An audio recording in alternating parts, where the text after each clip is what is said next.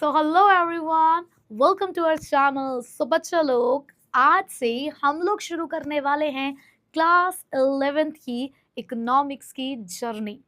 तो बच्चों, इस जर्नी के अंदर आप लोगों ने कदम तो डेफिनेटली रख ही लिया है और कुछ सब्जेक्ट्स को पढ़ना शुरू भी कर दिया होगा। तो कहीं ना कहीं उन सब्जेक्ट के साथ आपका कनेक्शन बिल्डअप हो चुका होगा, चाहे बात अकाउंटेंसी की हो या फिर बिजनेस स्टडीज की। और हो सकता है कुछ बच्चों ने थोड़ा बहुत इकोनॉमिक्स को भी पढ़ लिया हो। बट हमारी जर्नी इकोनॉमिक्स की आज से शुरू हो रही है और आज से इस सब्जेक्ट को भी आप फील करना शुरू कर दोगे। इस सब्जेक्ट को भी अपने आसपास इमेजिन करना, इसको महसूस करना, इसको ऑब्जर्व करना भी शुरू कर दोगे। क्योंकि हम लोग जब इकोनॉमिक्स को पढ़ेंगे तो डेफिनेटली रियल लाइफ एग्जांपल्स के साथ पढ़ेंगे और कोई भी बात हवा में नहीं होगी। सारी बातें ऐसी होंगी जो एक्चुअल में हमारी इकोनॉमी के अंदर एग्जिस्ट करती होंगी। तो लेकिन बच्चों, अब क्लास तो शुरू हो ही गई है। तो जब भी क्लास शुरू होती है तो क्लास से पहले मैम क्या लगाती हैं? अटेंडेंस ना। और आपको बोलनी पड़ेगी अपनी अटेंडेंस। तो बच्चा लोग, स्टार्ट हो गई आज पहली क्लास इकोनॉमिक्स की, तो लगा दो फटाफट से धुआंधार धमाकेदार अटेंडेंस और मैम को बताओ कि क्लास में कौन कौन से बच्चे कहाँ कहाँ से प्रेजेंट है। तो बच्चों, आज हम स्टार्ट कर रहे हैं unit 1 which is known as introduction to microeconomics या सेल्फ इंट्रोडक्शन। बच्चे, एग्जाम में आपकी ये यूनिट 4 मार्क्स की आती है। बट 4 मार्क्स के लिए ऐसी बहुत सारी चीजें हैं जो आपको इस चैप्टर के अंदर पढ़नी होंगी और वो सारी की सारी चीजें बहुत इंटरेस्टिंग है। बट इन सभी चीजों से पहले मुझे ये जानना है कि कितने बच्चों को ये पता है कि इकोनॉमिक्स क्या होता है। तो डेफिनेटली मैं तो बताऊंगी ही कि इकोनॉमिक्स क्या है, इकोनॉमी क्या है। बट मैं अपने प्यारे बच्चों से भी ये जानना चाहती हूँ कि इससे पहले कि मैं बताऊं, आप वीडियो को स्टॉप करें और मुझे कमेंट बॉक्स में बताएं कि अब तक आप इकोनॉमी या इकोनॉमिक्स को क्या जान पाए हो, क्या समझते हो आप इससे। ठीक है, तो चलो, मैं मान लेती हूँ कि आप लोगों ने वीडियो को स्टॉप करके मेरी आवाज़ को बंद करके डेफिनेटली लिख दिया होगा कि इकोनॉमी और इकोनॉमिक्स क्या है। तो बेटा देखो, हम लोग जिस सब्जेक्ट को पढ़ने जा रहे हैं, सबसे पहले उस सब्जेक्ट को समझना बहुत ज़रूरी होता है कि वो सब्जेक्ट क्या है, वो सब्जेक्ट हमें क्या क्या बताने वाला है। तो बेटा, सबसे पहली बात तो इकोनॉमिक्स क्या है और दूसरी बात कि इकोनॉमी क्या है। तो बच्चों, सबसे पहले तो समझते हैं कि इन दोनों वर्ड्स के बीच का डिफरेंस क्या है। देखो, आप लोगों ने जब क्लास 11th में अपने सब्जेक्ट सॉफ्ट किए होंगे तो उसमें बोला गया होगा कि आपके पास इकोनॉमिक्स है। बट क्या है ये इकोनॉमिक्स? क्या करने वाले हैं हम इसके अंदर, ये नहीं पता हमें। बेटा देखो, जब आपने अकाउंटेंसी को पढ़ना शुरू किया होगा तो आपको देखा होगा कि अकाउंटेंसी एक अपनी अलग ही लैंग्वेज बताती है। मैं कहूँगी accountancy is a language of commerce, क्योंकि वहाँ पर आपको वो सारी चीज़ें ऐसे समझाई जा रही हैं जो फाइनेंस से रिलेटेड है, जो आपको अकाउंटिंग की प्रोसेस को फॉलो करने के लिए जानना ज़रूरी है ना। वहीं पे जब हम मैथमेटिक्स को पढ़ते हैं तो हम मैथमेटिक्स में क्या, हम लोग नंबर्स के साथ खेलते हैं ना, राइट। हम लोग बहुत सारी चीज़ों को कैलकुलेट करना सीखते हैं। जब हम लोग इंग्लिश पढ़ते हैं तो इंग्लिश के अंदर डेफिनेटली वो भी एक तरीके की लैंग्वेज है जो आपको ये समझाती है कि किस तरीके से जब हमें कम्युनिकेट करना है तो कम्युनिकेशन करते टाइम कब क्या कहना है, किस तरीके से कहना है, किस फॉर्मेट में कहना है ना। आज मैं अपनी इकोनॉमी के बारे में जानना चाहती हूँ। तो इकोनॉमी के बारे में जानने के लिए मुझे कौन सी किताब से वो पढ़ना है, कौन सी वो किताब है जो मुझे इस चीज़ की नॉलेज देगी, जिससे मैं ये जान पाऊंगी कि मेरी इकोनॉमी कैसे काम करती है। तो बेटा, इकोनॉमिक्स हमारा वो एरिया ऑफ नॉलेज है जो आपको ये बताता है कि हाउ एन इकोनॉमी वर्क्स। अगर मुझे इकोनॉमी के बारे में जानना है, उसकी फंक्शनिंग के बारे में जानना है, उसके एलिमेंट्स के बारे में जानना है, तो मुझे पढ़नी पड़ेगी इकोनॉमिक्स, जो बेसिकली एक कह सकते हो कि एक समुद्र है। और समुद्र के अंदर ही हम ये जानना चाह रहे हैं कि भैया उसके अंदर कौन कौन से जीव हैं, कैसे रहते हैं, क्या खाते हैं, क्या पीते हैं। तो ठीक उसी तरीके से इकोनॉमिक्स के अंदर भी हम लोग यही समझेंगे कि इकोनॉमी क्या है, इसकी प्रॉब्लम क्या है, इसके अंदर लोग क्या डिमांड करते हैं, क्या सप्लाई करते हैं। समझ गए ना? आई होप कि एक बहुत अच्छी क्लैरिटी मिल गई होगी आपको कि इकोनॉमिक्स क्या होता है। अब बेटा, इकोनॉमी क्या है? हम लोग बोल देते हैं ना ऐसे कि इंडियन इकोनॉमी है, ये चाइना की इकोनॉमी है, अमेरिकन इकोनॉमी है। तो बेटा, what is the meaning of economy? हम जो काम कर रहे हैं ना बेटा, वो कहाँ काम कर रहे हैं? हम अपनी इकोनॉमी के अंदर काम कर रहे हैं। तो हमारी इकोनॉमी हमें बहुत सारी चीजें दिखा रही है। आज हमें सर्वाइवल के लिए पैसों की जरूरत होती है। अब वो पैसा हम कैसे कमा पाते हैं? काश ऐसा होता ना कि हम अपने घर में मस्त एसी चलाकर बैठे होते और अपने आप ही हमारे बैंक अकाउंट में पैसे आ रहे होते, हमें कुछ करने की जरूरत ही नहीं पड़ती। बट ऐसा तो नहीं होता ना। ऐसा भी कुछ लोगों के साथ हो जाता है, लेकिन उसके लिए भी उन्होंने पहले कुछ किया होगा, तब जाके उनके बैंक अकाउंट में आज भर भर के नोट आ रहे होंगे। मतलब वो कुछ तो करा होगा ना उन्होंने। जो आज उनकी जेब में वो पैसा आ रहा है। और ये सब कुछ करने के लिए उनको कोई सिस्टम की जरूरत होगी, उनको कुछ ना कुछ तो रिसोर्स चाहिए होगा जिसकी मदद से वो ये काम कर पाते। और आपको पता है ये सारे के सारे रिसोर्स, ये सारा का सारा सिस्टम कहाँ जाके हमें मिलता है बेटा? वो सब चीजें मिलती है हमें इकोनॉमी में। तो जब हम इकोनॉमी को डिफाइन करते हैं ना बच्चे, तो इकोनॉमी को डिफाइन करते हुए हम ये बोलते हैं कि इकोनॉमी तो पता है क्या है? इकोनॉमी एक तरीके का सिस्टम है, सिस्टम। और जब कभी हम सिस्टम की बात करते हैं तो सिस्टम के काम करने का एक तरीका होता होगा। तो बेटा इकोनॉमी एक ऐसा सिस्टम है जो आपको दो चीजें दे रहा है। और वो क्या है दो चीजें? कि भाई देखो, ये एक तो तुम्हें देगा मीन्स टू वर्क। मीन्स का मतलब क्या है? रिसोर्सेज, या मैं कहूँ मीडियम टू वर्क, एक जरिया। हमारा राजू, आपको पता है राजू कौन है? राजू मेरी बहुत सारी कहानियों का किरदार है जो आपको बहुत सारे कॉन्सेप्ट को समझने में मदद करेगा। तो आज पहली क्लास में बता दिया है, आगे से ध्यान रखना। तो बेटा हमारा जो राजू है, उस राजू ने कोई पढ़ाई लिखाई नहीं करी। अब पढ़ाई लिखाई नहीं करी तो सोचता है कि भाई मैं क्या ही करूं। तो मैंने कहा राजू अब तुम क्या करोगे? तुम्हें तो तुम्हारे घर वालों ने धक्के मार के घर से बाहर निकाल दिया राजू, तुम सर्वाइवल के लिए क्या करोगे? कहता मैडम कोई दिक्कत नहीं है, इंसान में टैलेंट होना चाहिए, टैलेंट।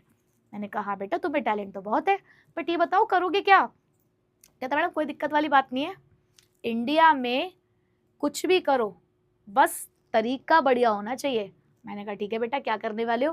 कहता मैम मैं अपनी समोसों की दुकान खोलने वाला हूँ। मैंने कहा अच्छा बहुत यूनिक कर रहे हो, तुम तो समोसे की दुकान खोल रहे हो। कहता मैडम लेकिन सुनो, ये आजकल के लोग जिस तरीके से समोसे बेचते हैं ना, ऐसे नहीं बेचूंगा।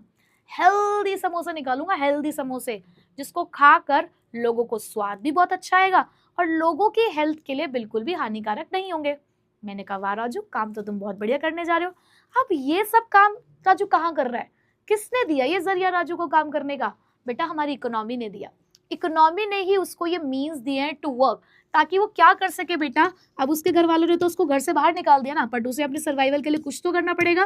सो टू अर्न अर लिविंग, क्या आप कह रहे हैं बेटा कि ये आपको क्या दे रहा है? एक तो ये आपको दे रहा है means to work.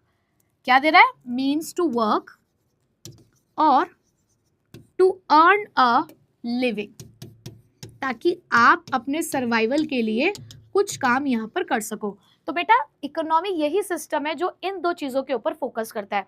But economy सिर्फ इतना ही नहीं है, अभी हम इकोनॉमी के बारे में बहुत कुछ पढ़ेंगे। ये तो मैंने जस्ट आपको एक इंट्रोडक्शन दिया है। तो चलो बच्चों, थोड़ा सा तो बेसिक इंट्रोडक्शन हो गया इकोनॉमिक्स और इकोनॉमी के साथ। अब मैं आपसे फिर से कुछ सवाल पूछूंगी। मान लो, क्या मान लो मैडम? मान लो कर रहे हो, बताओ तो सही क्या मानना है। बेटा मान लो आपकी जेब में 1000 रुपए, ठीक है, आपको आपकी मम्मी ने कहा आपका बढ़िया बढ़िया 10th का रिजल्ट आया, तो मम्मी ने कहा कि बेटा तुमने बहुत अच्छा काम किया, लो हमारी तरफ से 1000 रुपए, do whatever you want to do man, जो मर्जी करो जो तुम्हें करना है। मैंने कहा अच्छा जी 1000 रुपए है, चलो क्या क्या करते हैं। तो आपके दिमाग में आया कि यार 1000 रुपए हैं, मुझे ना एक टी शर्ट खरीदनी है, तो चलो एक टी शर्ट खरीद लेते हैं। अरे यार राजू सोच रहा है यार बहुत दिनों से रजनी को कहीं घुमाने नहीं लेके गया हूँ, क्यों ना मैं उसे एक मूवी डेट पर लेकर चलूँ। तो भाई मूवी डेट पर भी जाना है। और फिर राजू ने सोचा कि यार मूवी डेट पर लेकर गया, टी शर्ट खरीद ली और डेट पे लेके जाऊंगा तो कुछ खिलाना पिलाना भी तो पड़ेगा, इसका मतलब खाने पीने का खर्चा होगा। और घुमाने कैसे लेके जाऊंगा? बाइक भी तो चाहिए और बाइक में डलवाना पड़ेगा पेट्रोल। अरे बाप रे बाप, पेट्रोल भी डलवाना पड़ेगा। और रजनी को तो उसके बर्थडे का गिफ्ट ही देना भूल गया था, बेचारी वैसे ही नाराज चल रही है, तो कहीं ना कहीं उसको शॉपिंग भी करानी पड़ेगी। ओ तभी मानेगी वो तो शॉपिंग भी करनी है। अब राजू ने कहा कि अरे यार मम्मी ने 1000 ही तो दिए है, मम्मी ने 10,000 थोड़ी दिए है जो ये सारे काम मैं कर लूंगा।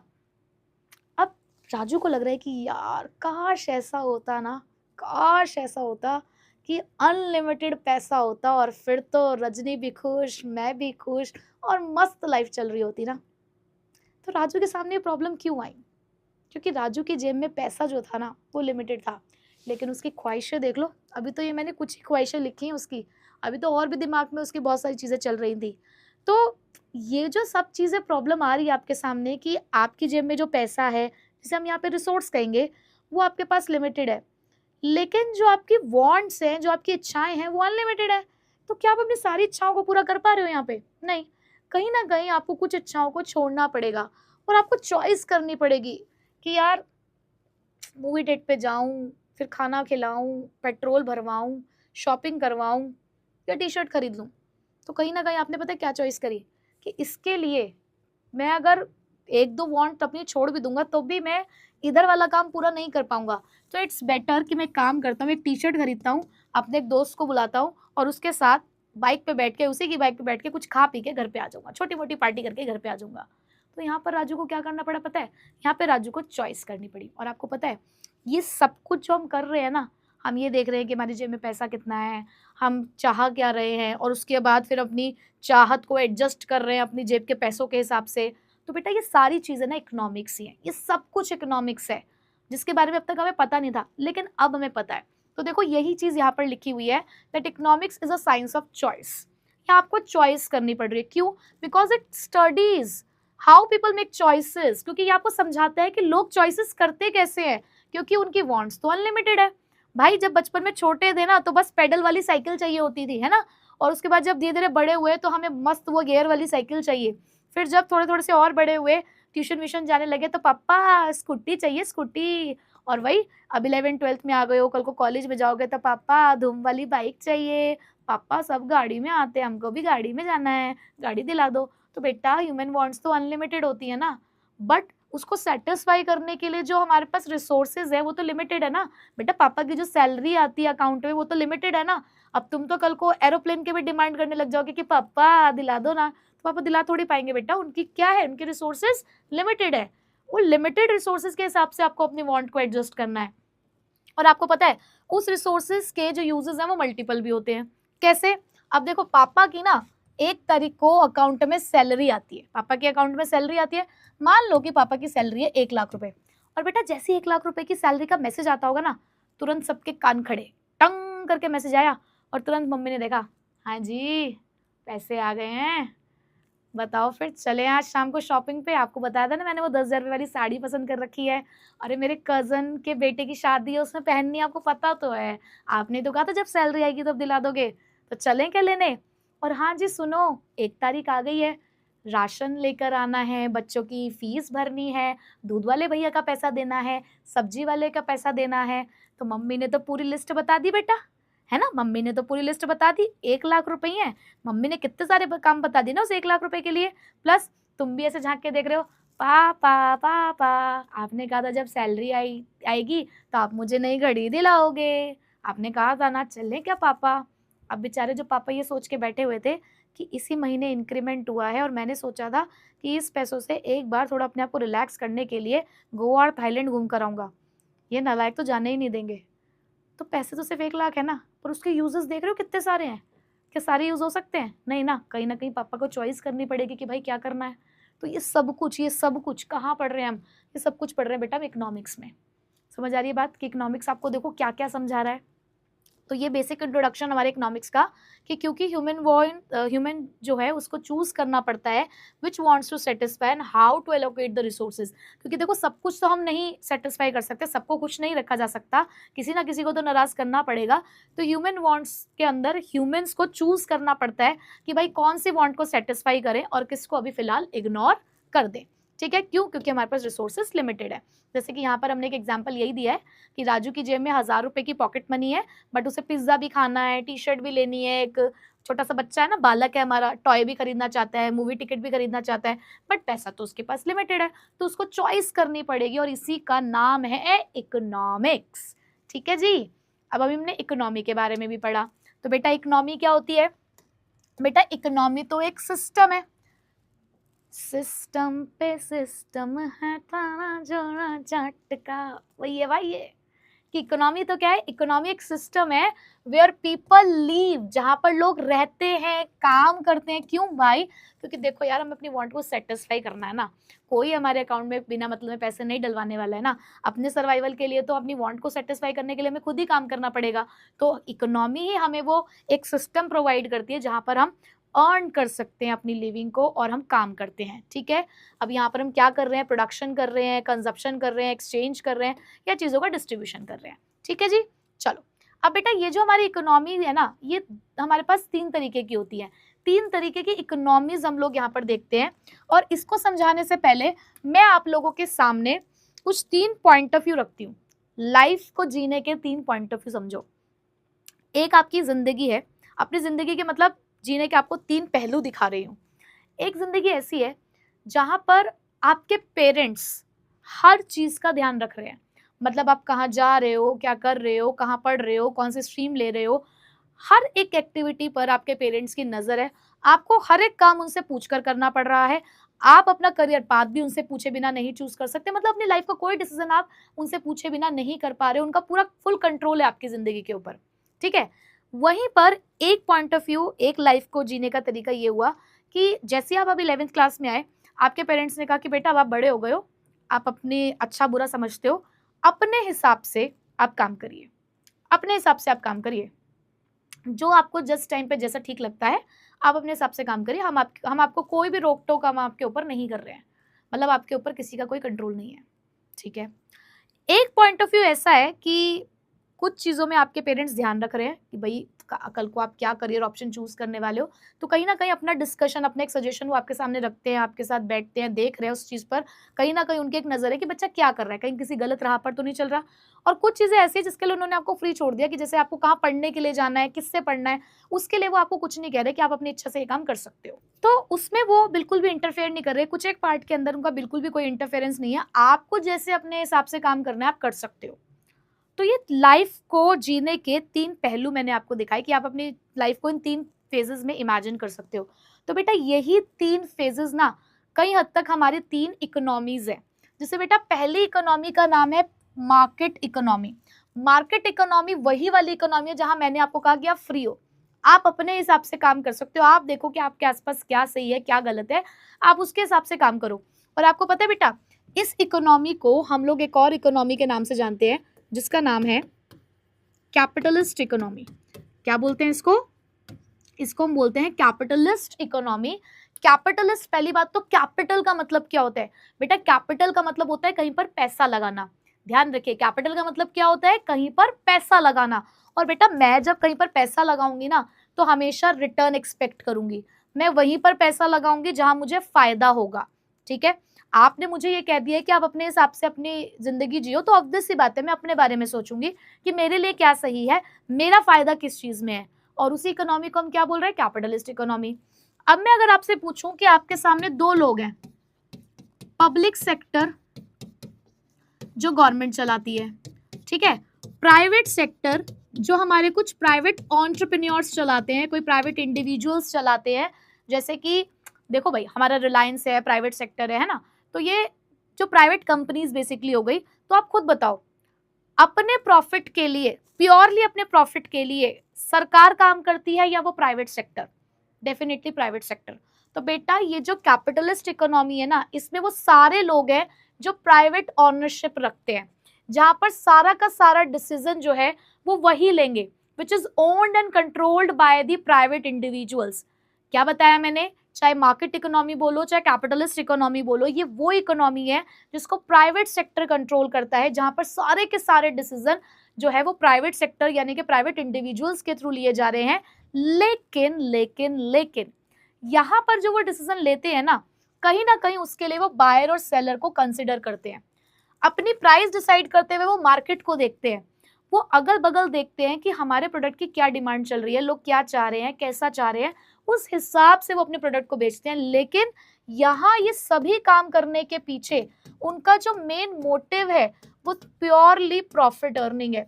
वो किसी भी और चीज के लिए काम नहीं कर रहे, वो सिर्फ और सिर्फ पैसे कमाने के लिए काम कर रहे हैं, अपना प्रॉफिट कमाने के लिए काम कर रहे हैं। अगर वो आज बायर की वांट को सेटिस्फाई भी कर रहे हैं, अगर आज रिलायंस, देखो बहुत सीधी सी बात है, आज रिलायंस आपको जो भी सामान बेच रहा है, अगर उसने एक बार जियो फ्री भी किया, इंटरनेट फ्री, तो कहीं हद तक उसने अपने लिए किया था वो काम कि आपको लालच हो जाएगा। मुफ्त का सामान तो हर कोई लेना पसंद करता है ना, क्योंकि एकदम से अगर जियो आ जाता, आप लोग एयरटेल को यूज कर रहे थे, वोडाफोन को यूज कर रहे थे, एकदम नई कंपनी पे आप नहीं करते स्विच। लेकिन जब मुफ्त में कोई सामान मिला तो सभी लोग चले गए ना, जिसको नहीं भी चाहिए था, स्पेशली लोगों ने अलग से एक सिम भी खरीद ली, ले ली उनकी सिम भी, आपको आदत पड़ गई उस चीज की, और अल्टीमेटली क्या हुआ, इतने सारे कस्टमर्स अब उस तरफ चले गए। तो उन्होंने ये काम भी किस चीज के लिए किया है? उन्होंने ये काम भी अपने फायदे के लिए किया है।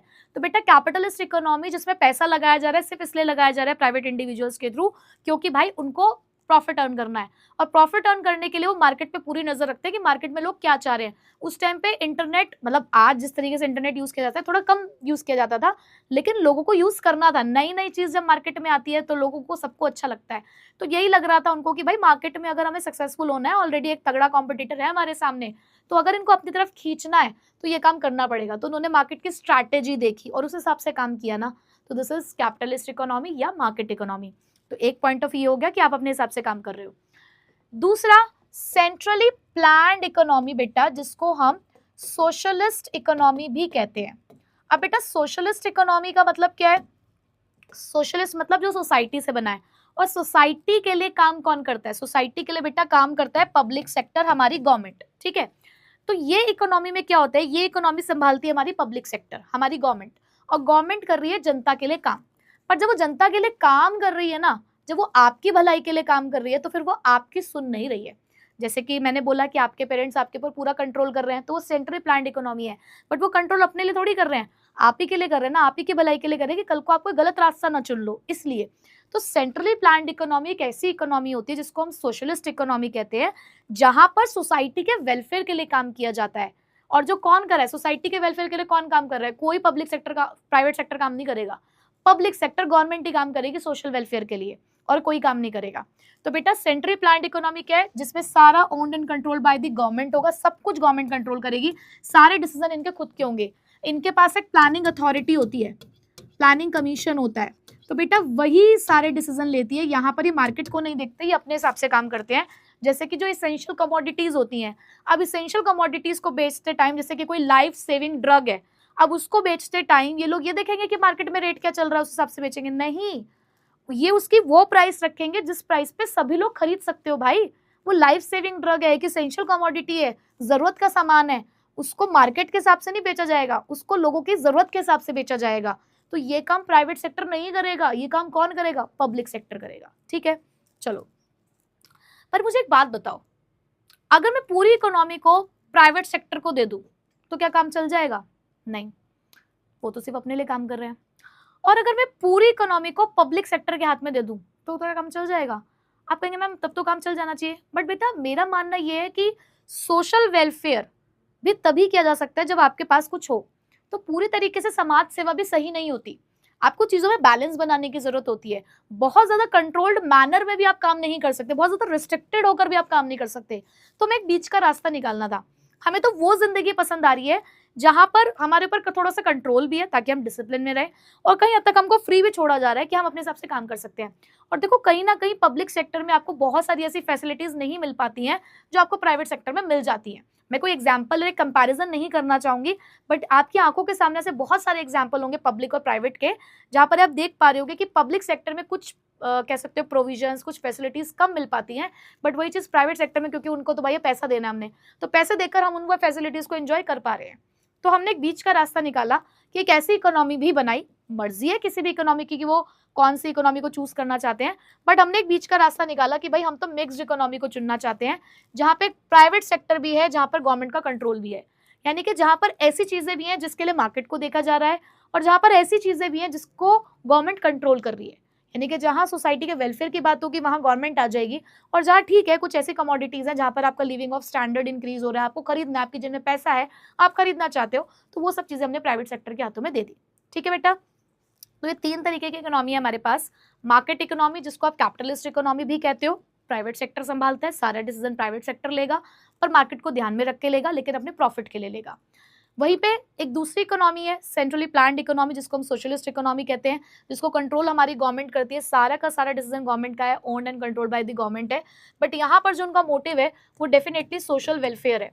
और उसी के साथ एक हाइब्रिड है दोनों इकोनॉमी का, यानी कि मिक्स्ड इकोनॉमी, जिसमें पब्लिक सेक्टर भी काम कर रही है सोशल वेलफेयर के लिए और प्राइवेट सेक्टर भी काम कर रहा है अपने प्रॉफिट के लिए। ठीक है, आई होप कि आपको ये अच्छे से समझ में आ गया होगा। चलो, अब हमारे पास दो इकोनॉमीज और इन्हीं में जो एग्जिस्ट करती है बेटा, वो है एक ओपन इकोनॉमी और एक होती है क्लोज्ड इकोनॉमी। अब हम कहते हैं ना इंट्रोवर्ट और एक्सट्रोवर्ट। इंट्रोवर्ट कौन होता है?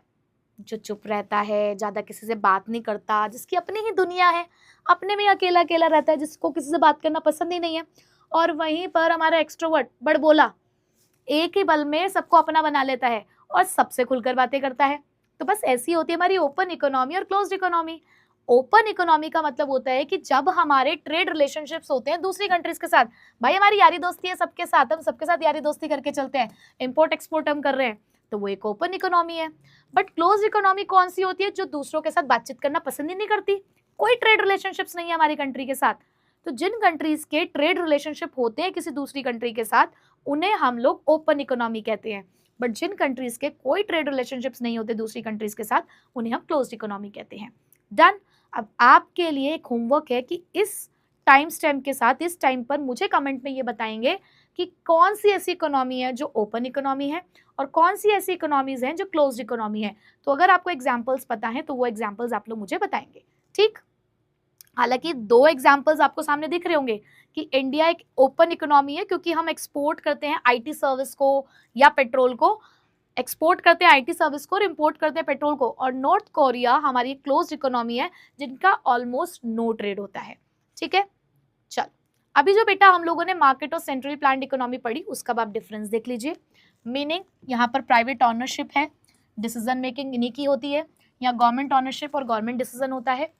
ऑनरशिप की बात करें तो ये इंडिविजुअल्स और फर्म्स चला रही हैं, इसको गवर्नमेंट चला रही है, जैसे कि स्टेट गवर्नमेंट चला सकती है। डिसीजन मेकिंग यहाँ पे मार्केट के हिसाब से डिसीजन लिया जाता है, बायर और सेलर देखा जा रहा है। यहाँ सेंट्रल अथॉरिटी है, यहाँ गवर्नमेंट है जो डिसीजन ले रही है। कंपटीशन की अगर मैं बात करूँ तो यहाँ तो पूरा कंपटीशन है, लेकिन यहाँ पे कोई भी कंपटीशन नहीं है। रोल ऑफ गवर्नमेंट की बात करूँ तो यहाँ पे रोल ऑफ गवर्नमेंट बिल्कुल नहीं है, बहुत कम है। बस जब ये अपनी मनमानी ज़्यादा करेंगे तो गवर्नमेंट आएगी, बट यहाँ पे तो गवर्नमेंट कंट्रोल पूरा होता है। अनदर नेम, इसको कैपिटलिस्ट कहते हैं, इसको सोशलिस्ट इकोनॉमी कहते हैं। प्रॉब्लम कैसे सॉल्व करते हैं? इनका एक प्राइस मैकेनिज्म होता है, अभी हम धीरे धीरे आगे समझेंगे। मतलब प्राइस डिसाइड करने का एक तरीका होता है, उससे ही अपनी सारी प्रॉब्लम्स को सॉल्व करते हैं। यहाँ कोई प्रॉब्लम आती है तो सेंट्रल प्लानिंग अथॉरिटी, हमारे पास एक पूरा कमीशन बना हुआ है, एक पूरा लोगों का ग्रुप है जो उस चीज़ को सॉल्व करते हैं। लोग कौन है? वही गवर्नमेंट से रिलेटेड, ठीक है। क्लियर? Okay, very good.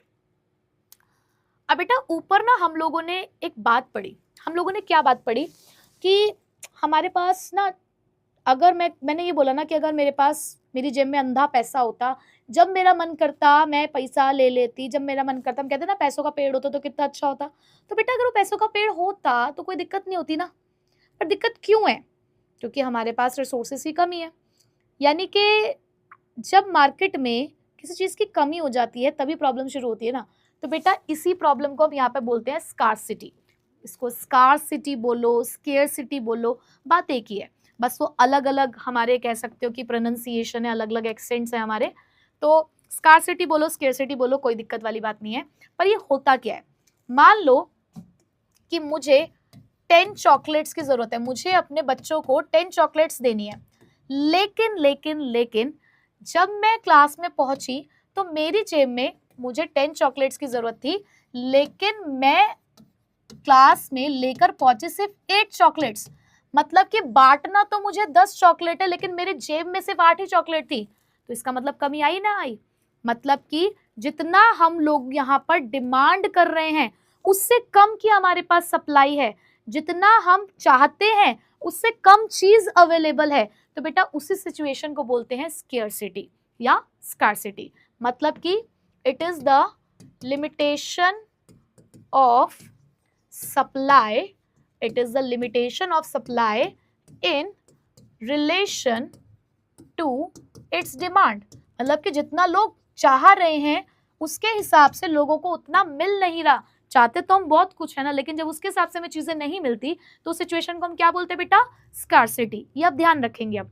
और स्कार्सिटी का मतलब और भी क्या है? देखो, when resources are limited, और ऐसा क्यों हो रहा है? क्योंकि resources limited है but human wants unlimited है, और इस सभी चीज़ों की वजह से, scarcity की वजह से ही हम अपनी सारी wants को सेटिस्फाई नहीं कर पाते और हमें चूज करना पड़ता है। तो मतलब जब मेरे हाथ में 8 चॉकलेट्स थी और मुझे देनी 10 चॉकलेट थी, तो कहीं ना कहीं मुझे चॉइस करनी पड़ी कि वो कौन से 2 बच्चे हैं जिनको मुझे चॉकलेट नहीं देनी है, और वो क्या क्राइटेरिया होगा जिसके बेसिस पे मैं डिसाइड करूंगी कि 2 चॉकलेट अब मैं किसको नहीं दूंगी।